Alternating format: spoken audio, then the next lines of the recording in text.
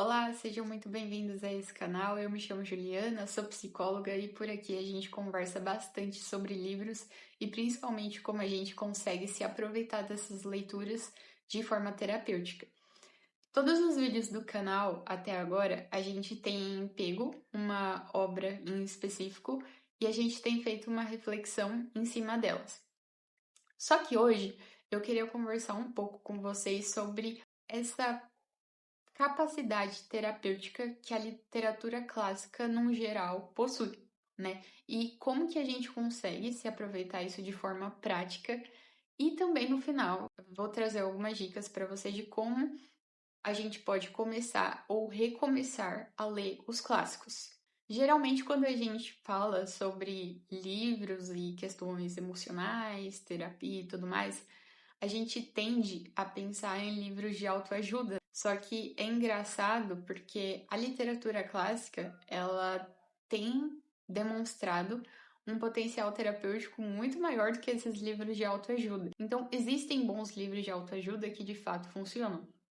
Mas o que acontece? Num geral, os livros de autoajuda, eles trazem algumas explicações, algumas historinhas, algumas frases motivacionais, alguns conselhos mesmo.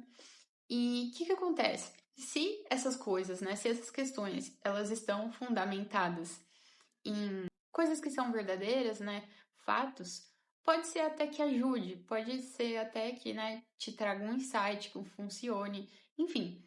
Mas, geralmente é meio água com açúcar. Por quê? Porque a gente não costuma mudar a forma com a qual a gente pensa, a forma com a qual a gente se comporta, como a gente se sente, só ouvindo um conselho, sabe? Só ouvindo uma historinha ou ouvindo uma explicação. Por outro lado, a literatura clássica, ela impacta a gente de forma muito mais profunda. E antes da gente entender como que ela faz isso, é muito importante a gente saber o que faz um livro ser um clássico. A gente pode pensar no seguinte: independente da época e da cultura em que um livro foi escrito, quando ele possui algo de profundamente humano, né, sofrimentos, questões, coisas que qualquer ser humano se pergunta, ele traz essas coisas, né, de forma explícita ou não, ele acaba se tornando universal. Ou seja, por exemplo, os livros do Dostoiévski. Foi escrito na Rússia há algum tempo atrás e ainda assim os livros dele são extremamente atuais, porque justamente traz algo de comum a todos nós. É um livro que conversa com todos nós. E convenhamos, né, gente, não é qualquer livro escrito que tem essa força, esse impacto de geração após geração, continuar falando com qualquer pessoa, com qualquer raça, com qualquer época. Então, os livros clássicos, eles têm esse caráter de transcendência, ou seja, eles transcendem o tempo, a época, a cultura em que eles foram escritos e falam com qualquer sujeito, qualquer ser humano. E se eles falam com qualquer um de nós, é muito provável que em algum momento a gente se identifique com alguma coisa naquela história. Então, por exemplo, é muito comum a gente se identificar em algum momento da narrativa com o sofrimento do personagem ou com as alegrias, com a própria história, né? A personalidade. E quando ocorre essa identificação, o primeiro ponto que a gente pode trazer aqui é que os livros, os bons livros, eles mostram que a gente não tá sozinho. Eu não sei se você já assistiu aquele filme da Matilda, o original, tá? Em que, caso alguém não lembre, a Matilda ela era uma menina que sempre gostou muito de ler e ela nasceu numa família extremamente desordenada, muito problemática. E o único alívio que ela tinha era justamente quando ela lia livros, porque ela via ali por meio dos personagens, nas histórias, de que ela não estava sozinha. Inclusive, tem uma cena do filme que o narrador fala justamente sobre isso. E por que isso acontece? Porque Muito provavelmente, o autor, o escritor daquele livro, conseguiu colocar em palavras aquilo que você está sentindo ou aquilo que você já sentiu, mas você nunca conseguiu expressar. Pelo menos não daquela forma e muito menos de forma artística. E quando isso acontece, a gente percebe que em algum momento da história, alguém já sentiu aquilo que você também está sentindo, né? Alguém já passou por algo parecido com o que você está passando. Então, o livro, ele tem essa força, né, de ser uma companhia mesmo. Outro ponto também que vem junto com essa questão de se identificar com o personagem, principalmente, é que a gente passa a se conhecer melhor. Quando a gente se identifica com um personagem, não precisa ser um personagem principal, mas com alguém daquela história, a gente se identifica porque temos coisas em comum, né, com aquele sujeito. E muitas vezes a gente só passa a reconhecer características nossas quando a gente vê justamente nesse personagem, ou seja, quando a gente vê algo nosso externalizado ali naquela história, naquela narrativa. Então, a literatura clássica, principalmente, porque os clássicos eles têm, como é que eu posso dizer, uma riqueza muito grande de descrição. Você vê as características daquele personagem que te chamou a atenção e você passa a reconhecer, nossa, eu sou assim também. Ou você percebe padrões de comportamento que o personagem tem e você repara que você tem aqueles padrões também. Então, esses personagens muitas vezes servem de espelho para nós. E isso é muito bom, porque o autoconhecimento é o primeiro passo, a primeira coisa que a gente pode fazer, digamos assim, para mudar, para melhorar algo na nossa vida. Outra coisa muito positiva que a literatura clássica favorece pra gente é a questão do silêncio. Porque assim, gente, eu falei um pouquinho sobre isso no vídeo sobre a vida intelectual, se eu não me engano. A gente conversou brevemente sobre esse livro aqui no canal. Hoje em dia, as pessoas elas fogem do silêncio. E se a gente foge do silêncio, a gente também foge da reflexão. E isso é extremamente problemático, porque o silêncio e a reflexão são necessidades humanas. É por isso que é tão comum as pessoas se sentirem ansiosas e nervosas, sabe? Estressadas, e elas nem sabem por quê. Mas é óbvio, porque se você reparar, o dia a dia daquelas pessoas, elas não conseguem ficar sem fone de ouvido, ouvindo alguma música ou algum podcast, ou às vezes a pessoa está em casa e precisa deixar a TV ligada, porque não suporta ficar no silêncio. Tem que ter algum barulho no fundo, né, para que a pessoa não se escute. Só que a gente precisa se escutar. E quando a gente para ler um bom livro que força a gente a acompanhar o ritmo natural da vida por meio daquela história, a gente se acalma e essa calmaria que traz a leitura, né, o ritmo natural das coisas, e não essa correria que muitas vezes a gente vive, ela favorece a nossa reflexão, o que leva a um outro ponto também, porque como a gente já falou, a literatura clássica, por ela transcender justamente a época e a cultura em que o livro foi escrito, elas trazem algo de comum a todos os seres humanos. E muitas vezes esse algo de comum são questões que a gente se faz, né? Então, qual o sentido da minha vida? Como é que a gente lida com o sofrimento? Muitas vezes, como a gente consegue lidar com o sofrimento de forma heróica, né? E a literatura clássica, ela muitas vezes traz essas e outras questões de forma explícita ou não. Esse tipo de leitura, ele força a gente a refletir sobre isso e a espelhar isso na nossa própria vida. O que também está profundamente ligado com a questão do autoconhecimento, né? Se o autoconhecimento o primeiro passo que a gente dá para conseguir mudar, para conseguir resolver alguma questão emocional ou psicológica na nossa vida, a gente precisa refletir, né? A gente precisa de silêncio. Eu acho que todo mundo já viu algum senhor ou alguma senhora que fica sentado na calçada de casa ou às vezes fica com os braços pendurados assim no portão, só observando o movimento da rua, sabe? E, gente, isso é extremamente saudável, porque é a pessoa ali, observando o ritmo natural da vida, né? E não aquela correria maluca. É a pessoa se permitindo ficar em silêncio, ou pelo menos ouvindo ali o que tá ao redor dela.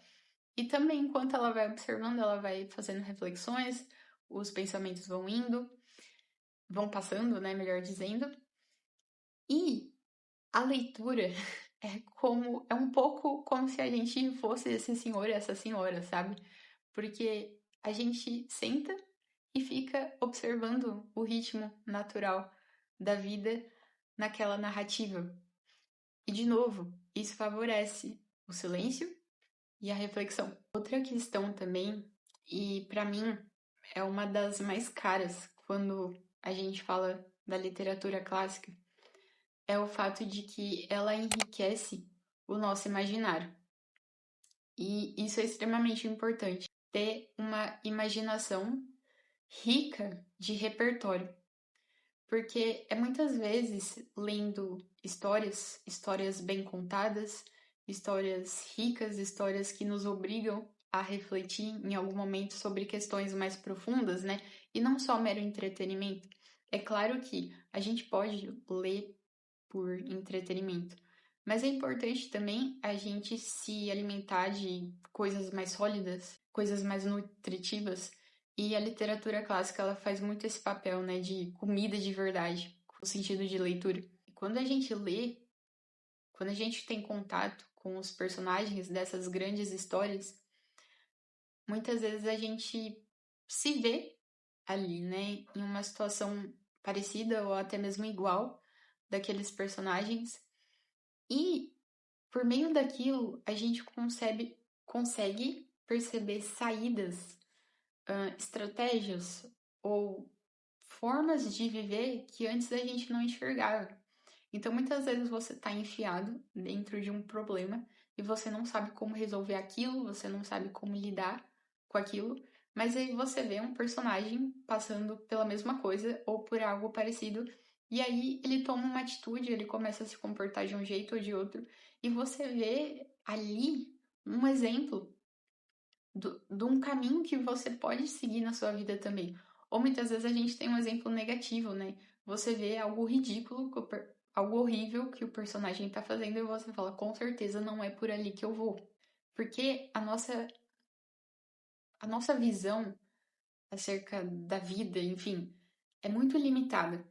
Mas quando a gente acompanha uma história e aí a gente vê ali um personagem, e aí o personagem sofre as consequências da ação dele, a gente acaba percebendo também o que poderia acontecer com a gente se a gente seguisse o mesmo caminho. Então, a literatura clássica, ela dá esse poder pra gente de viver várias vidas em uma só.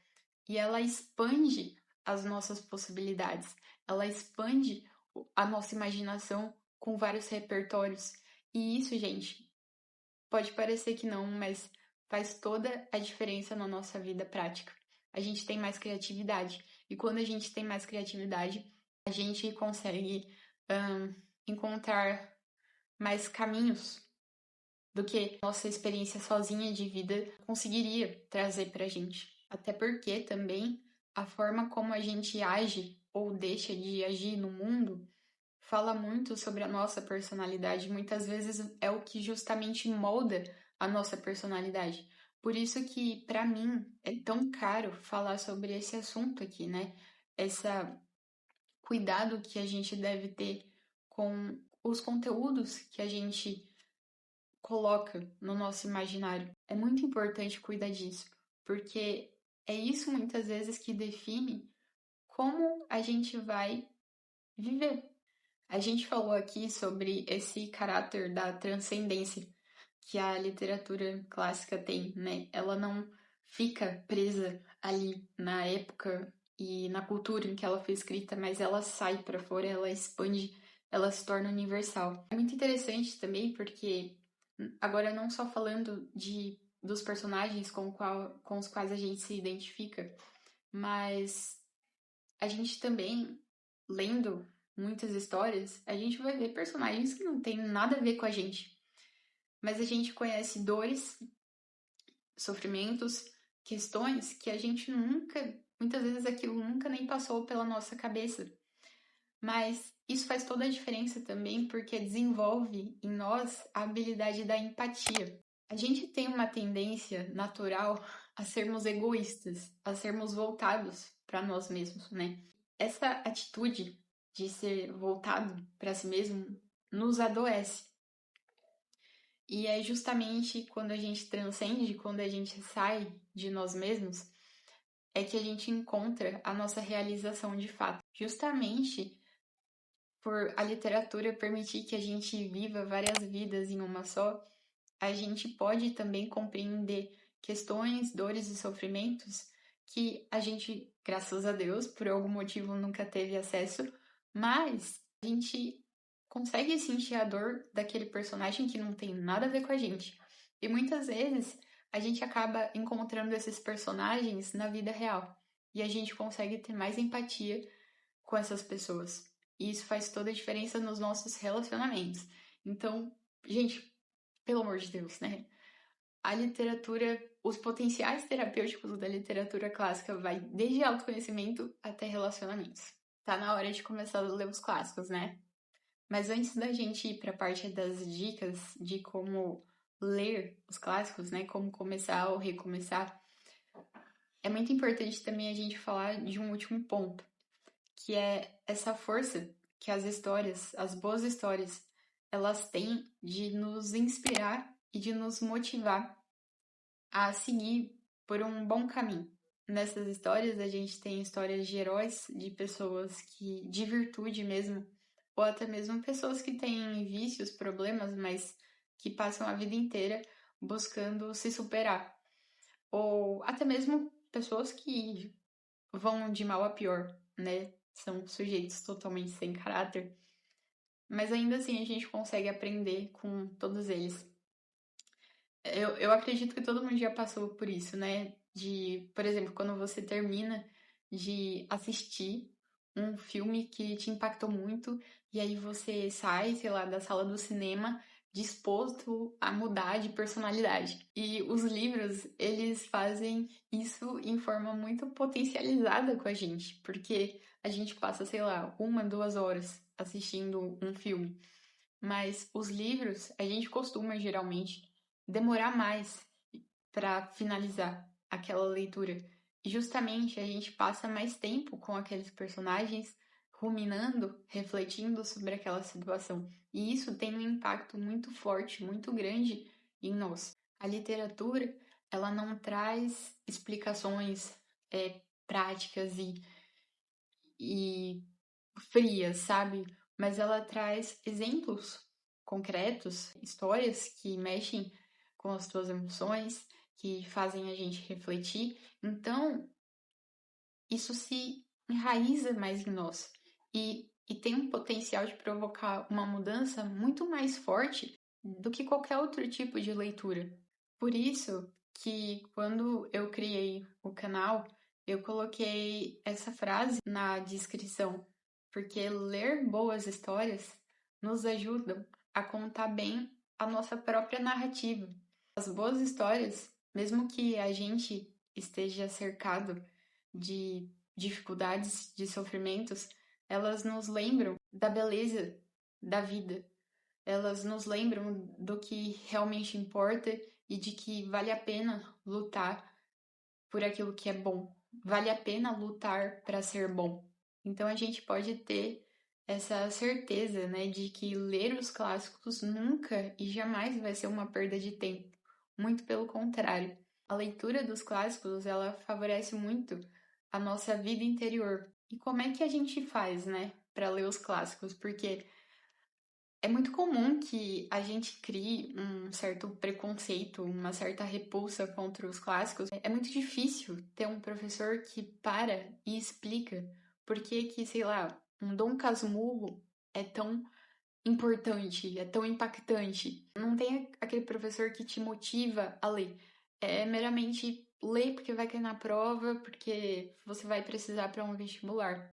E aí, às vezes, a gente lê aquilo sem interesse nenhum quando para ler. Então, se você quer começar ou quer recomeçar a leitura dos clássicos, a minha dica é: siga os teus interesses. Eu vou falar por mim. Eu não tinha o hábito de ler os clássicos. Quando eu era adolescente, eu lia muito essas sagas, best-seller, então Jogos Vorazes, Percy Jackson, mas não saía disso. Até que em um momento eu conheci uma pessoa aqui na internet que falava bastante sobre a importância de ler os clássicos, até mesmo para quem é psicólogo, que de fato faz toda a diferença também a gente, né, no nosso olhar clínico. Só que eu pensava, meu Deus, é chato. Só que aí eu parei pra pesquisar e falei assim, tá, vou procurar um clássico aqui que vai chamar a minha atenção.